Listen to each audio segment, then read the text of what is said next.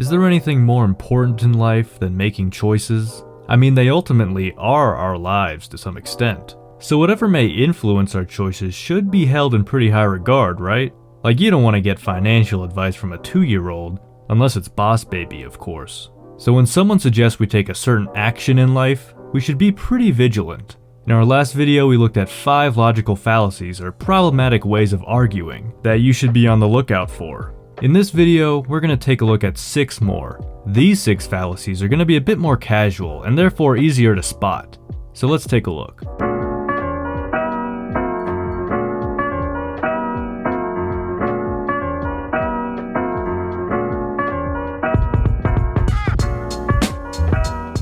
Hey friends, welcome back to Philosophy Tunes, the channel that's been cancelled over 92 times. It's time for more fallacies. Are y'all excited?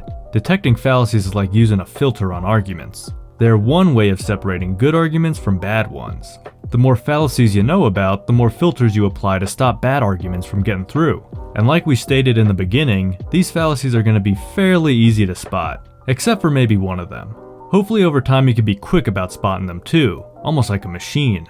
I'm using the same book we used last time, which is also just a good introduction to logic in general, so I put an Amazon affiliate link in the description if you want to check it out yourself. With that being said, let's get into our first fallacy, the appeal to the crowd. Now, throughout human history, there has always been popular opinions held at the time. It's the crowd opinion, so to speak. However, these popular opinions have obviously changed over time. Sure, there might be some universals we might find. Betrayal, for instance, has always been looked down upon from my understanding. But ultimately, it seems like the majority of popular opinion has been subject to change. And yet, despite the tendency to change, people will often refer to popular opinion to justify something being true or not. You see this all the time in pop culture. Maybe you like a film and your friend responds, well, it's not a great film because everyone else hates it. I mean, look at the distinguished critics on Rotten Tomatoes, they must be right. However, just because the opinion is held by most people doesn't necessarily mean that it's true. The next fallacy is super straightforward. It's an opposition fallacy. For this fallacy to be involved, there must first be a commonly identified enemy. This is obviously seen in the happy world of politics. After an enemy group is established, someone might dismiss a claim because that claim is held by that enemy group. Let's try not to get all political here and say that you're a fan of sports team A, and their rivals are sports team B. Team B's coach may say that their strategy is efficient. If you reply that they're wrong simply because that opinion is coming from them, your enemy, you've committed an opposition fallacy. The example may be silly, but you crazy kids who are all political may run into this quite a lot.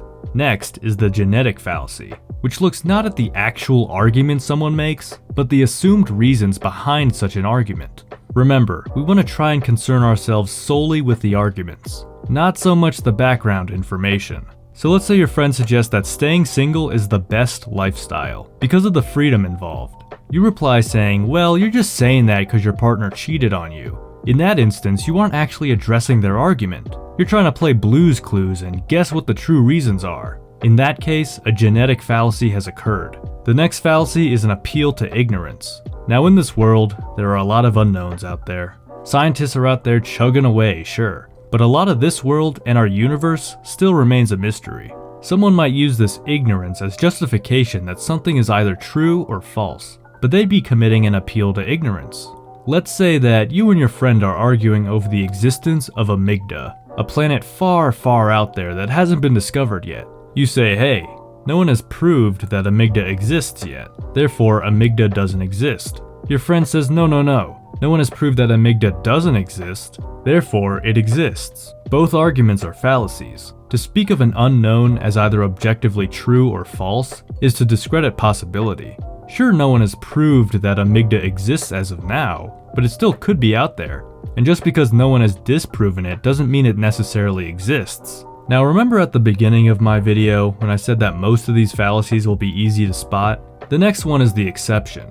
The post hoc ergo propter hoc fallacy can roughly be translated as after this, therefore, because of this. Essentially, this fallacy is saying that because something came after an event, that event must have caused that thing to happen. Here's an example. Let's say that it's raining. Your roommate comes home from work and offers you a piece of gum.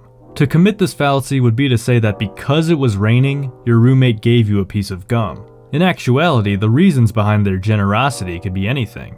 Maybe they're in a good mood. Maybe they're just feeling generous. Heck, maybe the rain did somehow cause your friend to offer you gum.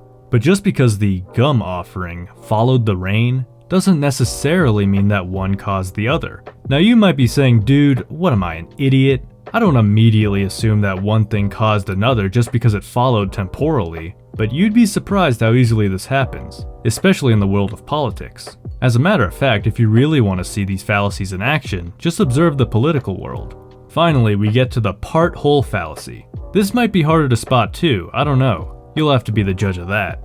This fallacy equates a part of something with its whole, and vice versa. So for example, you and your friend just got done playing the video game Halo 3, obviously the best in the series. You say, man, Halo 3 is a fantastic game. But just because the game was in general fantastic, does it necessarily follow that all its parts are fantastic? Like the second to last mission of Halo 3 is rough.